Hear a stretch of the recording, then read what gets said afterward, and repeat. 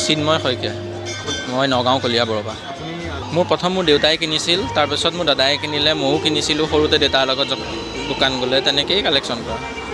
কাৰণে কালেকশ্যন বুলি নহয় একচুৱেলি, মানে শুনিবলৈ কিনা তেতিয়া আৰু তাৰপিছত যি দুই এটা হেৰাই গৈছিল অলপমান, সেইখিনি মই ইলেক্ট্ৰিচিয়ান, মানুহৰ ঘৰত কাম কৰিবলৈ যাওঁ যে কাৰেণ্টৰ, কেতিয়া কাৰোবাৰ ঘৰত যদি পাওঁ কেছেট, মানে দিয়ে নেকি সোধোঁ, কিছুমানে ফ্ৰীতেও দি দিয়ে মৰমত, কিছুমানে মানে পইচা বিচাৰিলে তেতিয়া সেই কাম কৰি যিটো পইচা হয় তাৰপৰা কিমান লাগে সুধি পেলাই তেনেকৈও আনো, বা কিছুমান দুই এখন পুৰণা দোকানৰ পৰাও খুজি আনো, তেনেকৈয়ে কালেকশ্যন হৈছে আৰু।